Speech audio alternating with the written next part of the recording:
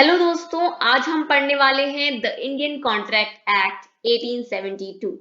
तो आज हम इसमें जानेंगे कि इंडियन कॉन्ट्रैक्ट एक्ट होता क्या है और इसमें आने वाले कौन से सेक्शंस सबसे ज्यादा इम्पोर्टेंट हैं हमारे एग्जाम पॉइंट ऑफ व्यू से। और इसमें हम पढ़ेंगे वैलिड कॉन्ट्रैक्ट के इसेंशियल्स जो कि आते हैं हमारे सेक्शन 10 के अंदर। तो आज हम ये सब देखने वाले हैं। तो स्टार्ट करते हैं। तो इंडियन कॉन्ट्रैक्ट एक्ट ये एक लॉ है जो बताता है कि हम कौन से अग्रीमेंट्स को कॉन्ट्रैक्ट कह सकते हैं और कौन सी प्रोमिसेस और कौन से एग्रीमेंट्स हमारे एक वैलिड कॉन्ट्रैक्ट बन सकते हैं। ये लॉ है जो कि बताता है हमें कि कौन सा अग्रीमेंट हमारा लॉफुल है। ठीक है, तो अब हम स्टार्ट करते हैं। तो सेक्शन 1 कॉन्ट्रैक्ट एक्ट 1872 के अंदर जो आता है वो इसकी कमेंसमेंट बताता है, इनेक्टमेंट बताता है और शॉर्ट टाइटल बताता है, और ये बताता है कि ये कहाँ तक सीमित है और कहाँ तक एक्सटेंडेड है। ठीक है, तो सेक्शन 1 के अंदर ये सारी चीजें आती हैं। तो enacted bye imperial legislative council. तो ये जो एक्ट है ये 25 अप्रैल 1872 को बनाया गया था, जो कि बनाया गया था इंपीरियल लेजिस्लेटिव काउंसिल की तरफ से। क्यों काउंसिल बना था? क्योंकि उस समय पार्लियामेंट नहीं बना था, क्योंकि हमें इंडिपेंडेंस इतना अभी नहीं मिला था इस समय। तो ये जब ये बना तब ये लागू नहीं हुआ था। ये लागू हुआ 1 सितंबर 1872 को। तो इस दिन ये हमारी इफेक्टिव डेट कहते हैं इसको। 1 सितंबर को हम इफेक्टिव डेट कहते हैं। और इफेक्टिव ईयर अगर पूछा जाए इंडियन कॉन्ट्रैक्ट एक्ट की तो ये होती है 1872, और डेट पूछी जाए तो 1 सितंबर। और फिर आ जाता है हमारा शॉर्ट टाइटल। तो शॉर्ट टाइटल अगर इंडियन कॉन्ट्रैक्ट एक्ट का पूछा गया है तो हम बोलेंगे कि यह है द इंडियन कॉन्ट्रैक्ट एक्ट 1872। हम बिना द के इस एक्ट का नाम नहीं लेंगे क्योंकि ये एक लॉ है। ठीक है, ये एक्सटेंड करता है पूरी की पूरी इंडिया में, क्योंकि after coming the notice of 3912E, ये जो नोटिस है ये आया था 30 अक्टूबर 2019 में। ठीक है, ये लाया गया था मिनिस्ट्री ऑफ होम अफेयर्स की होम अफेयर्स से। तो इसका नोटिस का नाम है Jammu and Kashmir reorganisation act 2019। तो इस एक्ट के इस नोटिस के बाद से क्या हुआ कि कॉन्ट्रैक्ट एक्ट जो है वो पूरी की पूरी इंडिया में लागू हो गया। फिर आ जाता है हमारा सेक्शन 2 इंडियन कॉन्ट्रैक्ट एक्ट के अंदर, जो कि हमारा बताता है कि डेफिनेशन ऑफ कॉन्ट्रैक्ट, कि डेफिनेशन क्या है कॉन्ट्रैक्ट की। तो जो डेफिनेशन है कॉन्ट्रैक्ट की वो आती है हमारी सेक्शन 2H के अंदर, और जो कि बोलती है कि कॉन्ट्रैक्ट एक अग्रीमेंट है और ऐसा अग्रीमेंट है जो कि इन्फोर्सिबल बाय लॉ है। तो हम पढ़ेंगे कि ये अग्रीमेंट क्या होता है और इन्फोर्सिबल बाय लॉ क्या होता है। ठीक, तो डेफिनेशन कुछ इस तरह है कि an agreement enforceable by law is an contract. ठीक, फिर सबसे पहले हम पढ़ेंगे कि अग्रीमेंट क्या है। अग्रीमेंट हमारा सेक्शन 2E में आता है, जो कि बोलता है अग्रीमेंट एक प्रॉमिस है और एक सेट ऑफ प्रॉमिस है जो कि कंसिडरेशन बनाता है। ठीक, तो an agreement is every promise every promise or every set of promise forming a consideration for each other। एक दूसरे के लिए कंसिडरेशन बनाते हैं, या फिर वो प्रॉमिस होगा या फिर सेट ऑफ प्रॉमिस होगा, कॉम्बिनेशन ऑफ प्रोमिसेस। तो ये जो होते हैं ये एक अग्रीमेंट बनाता है। ठीक है, कंसिडरेशन का मतलब होता है समथिंग इन रिटर्न, हमें कुछ रिटर्न में मिल रहा है, या फिर वो मनी वर्थ होगा या फिर वो काइंड्स में होगा। हमारा जो कंसीडरेशन है वो सिर्फ दो तरीके से ही हो सकता है। ठीक, अब हमने यहाँ पे पढ़ा अग्रीमेंट में कि प्रॉमिस है। तो प्रॉमिस आखिर क्या होता है? तो प्रॉमिस हमारा सेक्शन 2B के अंदर आता है, जो कि बोलता है कि एक पर्सन जो कि ऑफर देगा या प्रपोजल देगा और दूसरा पर्सन उसे एक्सेप्ट करेगा, तो ये प्रपोजल और एक्सेप्टेंस हमारा क्या बन जाता है, प्रॉमिस। तो हम ये एक पॉइंट में ही याद करेंगे कि एक प्रपोजल आएगा, फिर एक्सेप्टेंस होगा, फिर ये बन जाएगा हमारा प्रॉमिस। ठीक, फिर हमारा दूसरा पॉइंट था इन्फोर्सेबल बाय लॉ। तो इन्फोर्सेबल बाय लॉ हमारा कहता है कि जितनी भी कंडीशन सेक्शन 10 में है वो सारी की सारी कवर होनी चाहिए। एक कॉन्ट्रैक्ट को लॉफुल और लीगल बनाने के लिए ये सेक्शन 10 की कंडीशन सारी की सारी अप्लाइड उसमें सब सारी कवर होनी चाहिए। और एक लीगल ऑब्लिगेशन होना बहुत ज्यादा जरूरी है एक कॉन्ट्रैक्ट के लिए, वैलिड कॉन्ट्रैक्ट के लिए। ठीक है, one of the most important element है ये लीगल ऑब्लिगेशन। तो लीगल ऑब्लिगेशन हम पढ़ेंगे एग्जाम्पल की तरह। ये केस है वल्फर वर्सेस वल्फर। तो ये वल्फर वर्सेस वल्फर एक केस है जिसमें एक हस्बैंड वाइफ होते हैं, एक कपल होता है हस्बैंड वाइफ का। उसमें ये लोग इंग्लैंड में रहते हैं, जबकि इसका हस्बैंड कहता है कि मैं जा रहा हूं सिलोन और तुम्हें मैं हर महीने 30 पाउंड भेजूंगा डोमेस्टिक अरेंजमेंट के लिए। और अब क्या होता है कि वाइफ बीमार हो जाती है, एडमिटेड हो जाती है, पर हस्बैंड क्या करता है, हस्बैंड उसे पैसे नहीं भेजता है। तो वाइफ क्या करती है, उसको सू कर देती है, मतलब उस पर केस कर देती है। पर केस वो लीगल नहीं, लीगल ऑब्लिगेशन में नहीं होता है, इसीलिए केस होता ही नहीं है। तो ये कोर्ट कहता है कि हम ये केस नहीं कर लेंगे क्योंकि ये लीगल नहीं है, क्योंकि ये डोमेस्टिक अरेंजमेंट से है। ठीक, तो लॉ कहेगा तुम अपने घरेलू मैटर्स खुद अपने आप में ही सॉल्व करो, हम इसमें हाथ नहीं डालेंगे, हम अपने हाथ गंदे नहीं करेंगे। तो ये हो जाता है हमारा लीगल ऑब्लिगेशन। फिर आ जाता है सेक्शन 10 की कंडीशंस। तो सेक्शन 10 की कंडीशंस हमारी ये होती हैं कि एक अग्रीमेंट को एक वैलिड कॉन्ट्रैक्ट बनाने में जो भी चीजें इसेंशियल होती हैं, जो भी चीजें इंपॉर्टेंट होती है, वो हमारी सेक्शन 10 के अंदर कवर होती हैं। तो हमारा सेक्शन 10 कहता है कि हमारा कॉन्ट्रैक्ट जो है उसमें 2 पार्टीज होनी चाहिए, 2 पार्टीज होनी चाहिए और दोनों पार्टीज डिफरेंट पार्टीज होनी चाहिए और ज्वाइंट ओनर्स ना हो वो।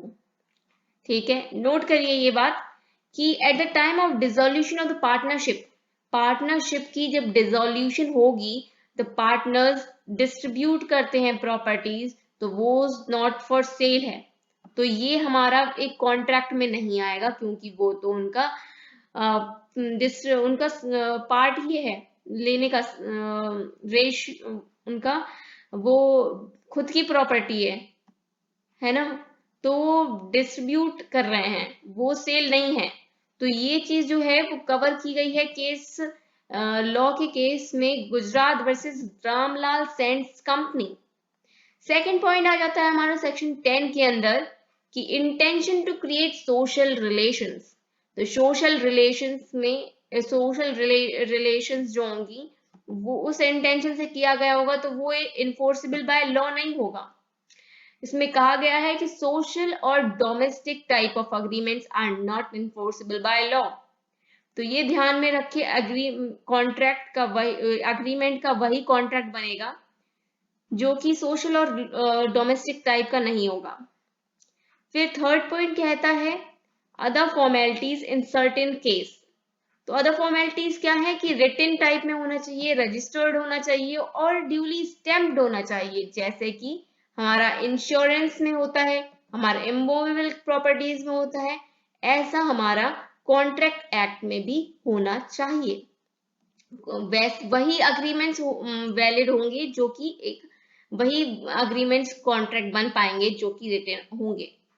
ठीक, अब हमारा सबसे इंपॉर्टेंट पॉइंट आ जाता है कि सर्टेनिटी ऑफ मीनिंग, क्लैरिटी होना चाहिए। ऐसा नहीं हो कि वेग है, अगर वो कुछ भी उसमें क्लियर नहीं है तो वो कॉन्ट्रैक्ट नहीं बनेगा, क्योंकि इसमें सर्टेनिटी मतलब कि क्लैरिटी बहुत ज्यादा जरूरी है एक अग्रीमेंट को कॉन्ट्रैक्ट बनने में।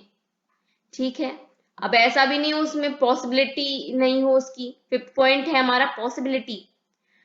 तो हमारे एक अग्रीमेंट में एक जो प्रॉमिस किया गया होगा वो पॉसिबल होना चाहिए। ऐसा नहीं है कि एक इम्पॉसिबल टास्क लेकर हमने अग्रीमेंट किया है और उसको कॉन्ट्रैक्ट नहीं बोलेंगे अगर ऐसा है तो। फॉर एग्जाम्पल, मैं अगर कहूं पंकज से कि मैं तुम्हें 5 लाख रुपए दूंगी, तुम जाके 5वें माले से गिर जाओ, तो वो कहेगा कि पागल हो क्या, अगर मैं गिर जाऊंगा मैं तो मर जाऊंगा, तो तुम पैसे किसको दोगे। तो ये जो एक्ट है, ये जो प्रॉमिस है, ये पॉसिबल नहीं था, इसीलिए कॉन्ट्रैक्ट नहीं बनेगा। अगर मैं यही चीज अगर ऐसे कहती कि तुम मैं तुम्हें 5 लाख रुपए दूंगी, तुम जाके मेरे लिए सेल्स कर दो, तो ये सेल्स पॉसिबल है, तो ये कॉन्ट्रैक्ट बन सकता है। ठीक, तो पॉसिबिलिटी बहुत ज्यादा जरूरी होती है कॉन्ट्रैक्ट के अंदर। फिर आ जाता है हमारा अग्रीमेंट। तो अग्रीमेंट, अभी तक हम एग्रीमेंट ही पढ़ रहे थे, तो एक अग्रीमेंट ही अगर कॉन्ट्रैक्ट में नहीं होगा तो वो क्यों, तो वो कॉन्ट्रैक्ट कैसे बनेगा। तो 6 पॉइंट आ जाता है हमारा अग्रीमेंट, जो कि हमारा सेक्शन 2E में आता है। फिर आ जाता है हमारा 7th पॉइंट, जो कि कहता है कंसेंसस अड इडम। कंसेंसस अड इडम का मतलब होता है meeting of minds. Meeting of minds मतलब कंसेंट, दोनों जो पार्टीज है हमारी, वो एक ही टर्मिनोलॉजी और एक ही चीज के बारे में सोच रहे होना चाहिए, और एक ही चीज के बारे में प्रॉमिस करें। ना कि ऐसा ना हो कि एक जो है ए, वो कुछ और सोच रहा है प्रॉमिस के लिए, और बी कुछ और सोच रहा है। फॉर एग्जाम्पल, अगर मैं कह रही हूँ कि मैं तुम्हें पल्सर बेच रही हूँ, पर मैंने ये स्पेसिफाई नहीं किया है कि मैं पल्सर बेच रही हूँ, और सामने वाला समझ रहा है कि मैं उसे एक्टिवा बेच रही हूँ, तो वो वहां से एक्टिवा के लिए कॉन्ट्रैक्ट कर रहा है, मैं यहाँ से पल्सर के लिए।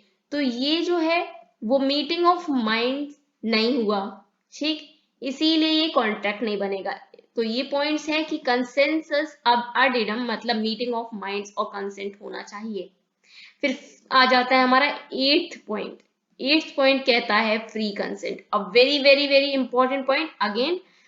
तो इसको अच्छी तरह समझेंगे कि एक फ्री कंसेंट क्या होता है। फ्री कंसेंट सबसे पहले हमारा सेक्शन 14 में आता है, इंडियन कॉन्ट्रैक्ट एक्ट। तो ये कहता है हमारा फ्री कंसेंट वही होगा जो कि इन 5 पॉइंट में नहीं होगा। जो ये 5 पॉइंट नहीं करेंगे वो हमारा क्या हो जाएगा, फ्री कंसेंट। तो ये 5 पॉइंट देख लेते हैं।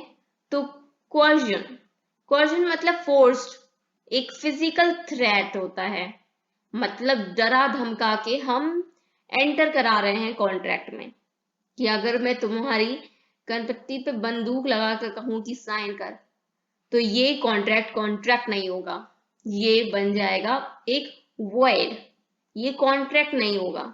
ठीक, ये फ्री कंसर्न से नहीं किया गया है, इसलिए वो नहीं होगा।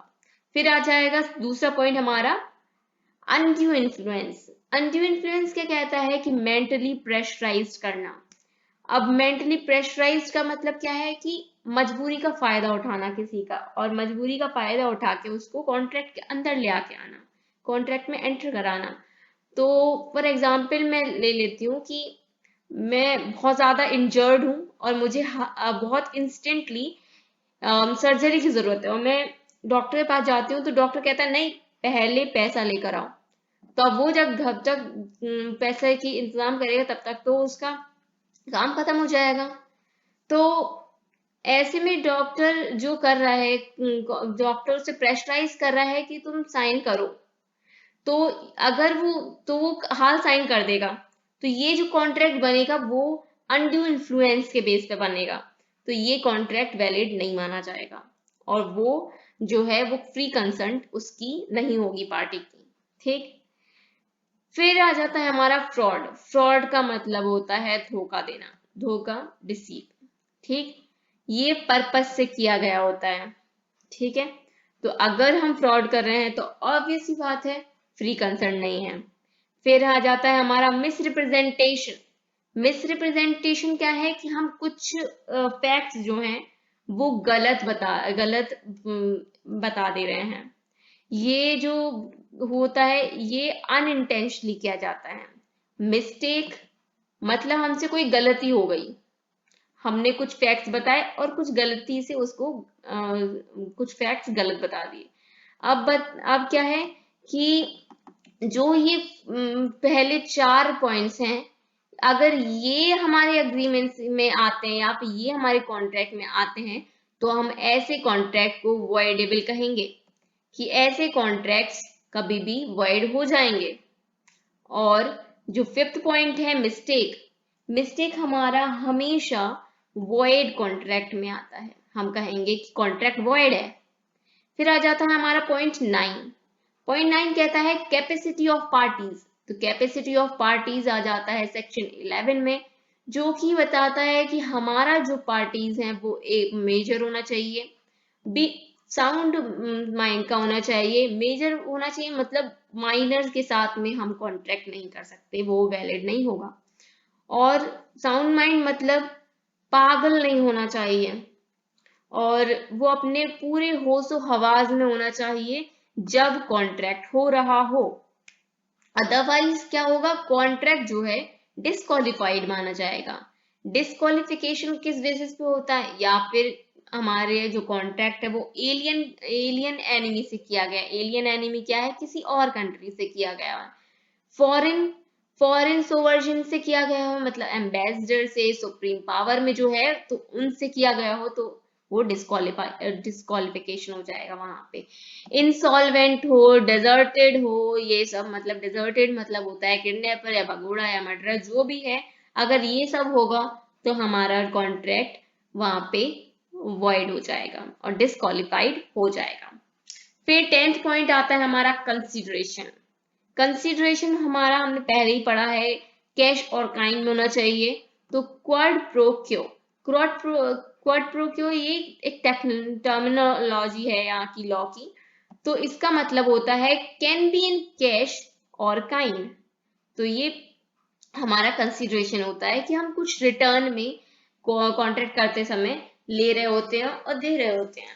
फिर आ जाता है हमारा पॉइंट 11 कि जो हम कंसिडरेशन ले दे रहे हैं तो वो हमेशा लॉफुल होना चाहिए।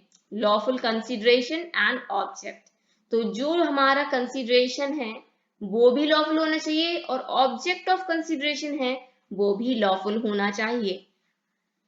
तो ये अगर लॉफुल नहीं है तो फिर कॉन्ट्रैक्ट ऑब्वियस सी बात है वैलिड नहीं होके वॉइड हो जाएगा। फॉर एग्जाम्पल अगर Naukri.com प्रोवाइड कर रही है जॉब अपॉर्चुनिटीज तो वो लॉफुल है, क्योंकि वो जॉब प्रोवाइड करना, जॉब की इंफॉर्मेशन और अपॉर्चुनिटीज प्रोवाइड करना ये तो लीगल है। बट अगर वही काम अगर ब्रोकर कर रहा है ब्राइब लेकर जॉब देना कि फॉर एग्जाम्पल कोई जॉब हम एग्जाम देकर ले रहे हैं, वही वो पैसे देकर उसका जॉब लगवा रहा है, तो ये क्या हो जाएगा, अनलॉफुल कंसिडरेशन। जो ब्राइब दे रहा है वो अनलॉफुल हो जाएगी, तो वो क्या है, हमारा वॉइड कॉन्ट्रैक्ट हो जाएगा, वो हमारा वैलिड कॉन्ट्रैक्ट में नहीं आएगा। फिर आ जाता है हमारा 12th पॉइंट जो कि बोलता है नॉट एक्सप्रेसली डिक्लेयर्ड वॉइड। वो एक्सप्रेसली डिक्लेयर्ड वॉइड है ही नहीं, मतलब जो लीगल है वो हमारा जरूरी नहीं है जो इलीगल है वो वॉइड हो, पर जो वॉइड है नहीं, जो हमारा इलीगल है वो हमेशा वॉइड होगा, पर जरूरी नहीं है कि जो हमारा वॉइड है वो हमारा इलीगल हो। फॉर एग्जाम्पल हमने कॉन्ट्रैक्ट किया माइनर से, तो माइनर से कॉन्ट्रैक्ट करना वॉइड है पर इलीगल नहीं है। ठीक है, तो agreement is restrained of marriage and trade etcetera. Agreement जो है वो रोकता है मैरिज और ट्रेड में, तो वो वॉइड हो जाएगा। और इलीगल का मतलब तो आप समझते ही हैं कि मर्डर हो गया, स्मगलर हो गया और किलर वगैरह हो गया। ठीक है, तो हम नीचे पढ़ते हैं कि every illegal agreement is void, but every void agreement is not illegal, जैसे कि हमारा माइनर के साथ में होता है। तो हम इसका एक एग्जाम्पल पढ़ेंगे इसको समझने के लिए कि नॉट एक्सप्रेसली डिक्लेयर्ड आखिर होता क्या है। तो जैसे कि एक किराने की शॉप है और उसके सामने एक कॉम्पिटिटर आ जाता है, तो किराने वाली शॉप का ओनर जो है वो जाके उसको कॉम्पिटिटर से कहता है कि मैं तुझे 5 लाख रुपए दूंगा, तू अपनी शॉप बंद कर ले और कंपटीशन खत्म कर।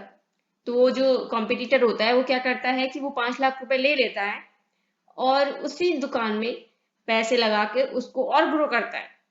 तो ये क्या है कि ये वॉइड था, इलीगल था, पर क्या है उसने ये एक्सप्रेसली नहीं किया वॉइड, क्योंकि भाई तुम्हारा तो अग्रीमेंट जो है वो इलीगल था, तो अब तुम क्या करोगे। तो ऐसे कॉन्ट्रैक्ट नहीं होते हैं वो वॉइड हो जाते हैं। तो अभी तक के लिए इतना ही। Thank you. आगे मैं नेक्स्ट वीडियो में कवर करने वाली हूँ चीजें, तो हम आगे आप बने रहिए और thank you. Like and subscribe my channel.